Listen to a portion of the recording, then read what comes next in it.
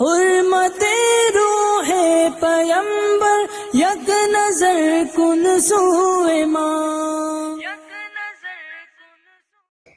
السلام علیکم ورحمۃ اللہ وبرکاتہ.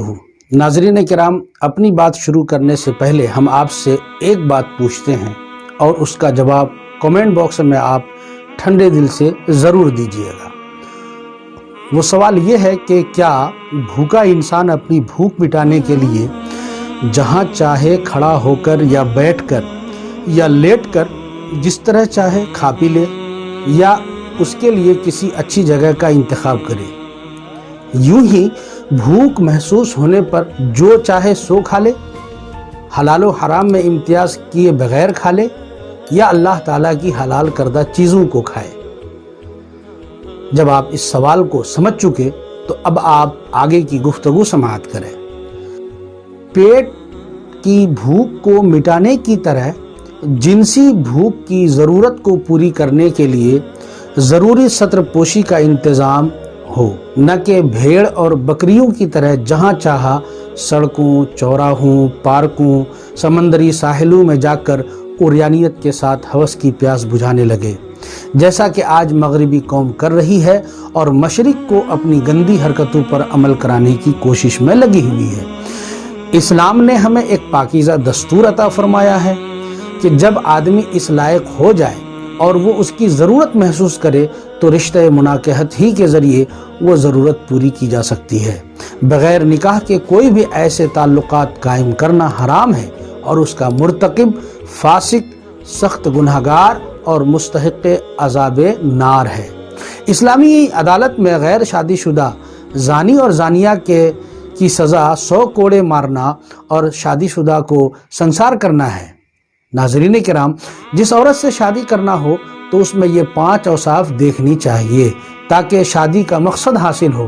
عورت کے انتخاب میں سنت نبوی صلی اللہ تعالی علیہ وسلم کے مطابق ان کے صفات اور خوبیوں کو بھی ملحوظ رکھنا چاہیے، کیونکہ نکاح کا مقصد صرف ہوس رانی نہیں ہے بلکہ اس کے ذریعے سے ایک خوبصورت معاشرہ تشکیل دینا ہے، بہترین سماج بنانا ہے اور مقصد تخلیق پر غور کر کے الہی قانون پر عمل بھی کرنا ہے.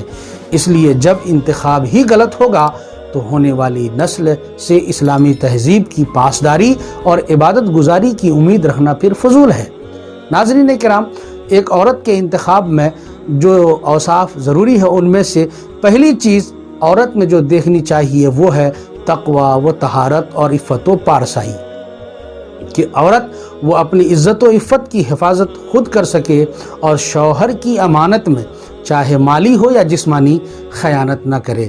واضح رہے کہ ایک عورت کو بھی یہ حق حاصل ہے کہ وہ اپنے ہونے والے شوہر میں اس خوبی کو ملاحظہ کرے، کیونکہ ایک عورت کی بھی اپنی عزت نفس ہوتی ہے. اگر اس کا شوہر بدچلن ہوگا تو ظاہر ہے اس عورت پر کتنا بھاری ہوگا، یہ بات سماج میں رہنے والوں پر مخفی نہیں ہے. دوسری چیز جو ایک عورت کے اندر ہونی چاہیے وہ اس کا حسن اخلاق ہے، کیونکہ عورت اگر بدمزاج، ناشکر گزار اور زبان دراز ہو اور بیجا حکومت کرنے والی ہو تو ایسی عورت کے ساتھ زندگی تلخ ہو جاتی ہے اور دین میں بھی خلل پڑتا ہے. تیسری چیز جو عورت کے ایک انتخاب میں ملحوظ رہنی چاہیے وہ اس کا حسن و جمال ہے، کیونکہ یہ خوبی زیادتی الفت و محبت کا سبب ہے. حضور صلی اللہ علیہ وسلم نے ارشاد فرمایا کہ انصار کی عورتوں کی آنکھوں میں ایک چیز ہے کہ دل اس سے نفرت کرتا ہے، جو کوئی ان سے نکاح کرنا چاہے پہلے انہیں دیکھ لے. اور بزرگوں کا قول ہے کہ عورت کو بے دیکھے جو نکاح ہوتا ہے اس کا انجام پریشانی اور غم ہے. اور حضور صلی اللہ علیہ وسلم کا جو فرمان عالی شان ہے کہ عورت کی طلب دین کے لیے کرنا چاہیے، جمال یعنی خوبصورتی کے لیے نہیں، تو اس کا یہ معنی ہے کہ فقط جمال کے لیے نکاح نہ کرے، یہ معنی نہیں کہ خوبصورت ڈھونڈے ہی نہیں.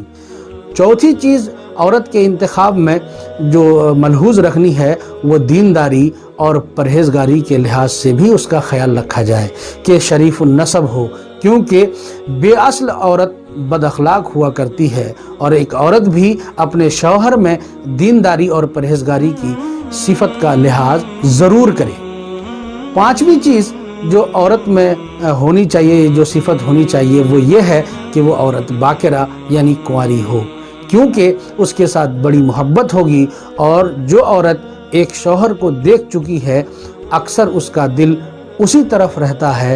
इसलिए नबी अकरम सल्लल्लाहु अलैहि वसल्लम के बताए हुए तरीक़े पर और शरीयत इस्लामिया के तरीक़े पर जब आप निकाह करें तो निकाह से क़ब्ल होने वाली बीवी में और उस औरत में इन औसाफ का ज़रूर लिहाज करें ताकि निकाह के मकासद को हासिल करने में आसानी हो।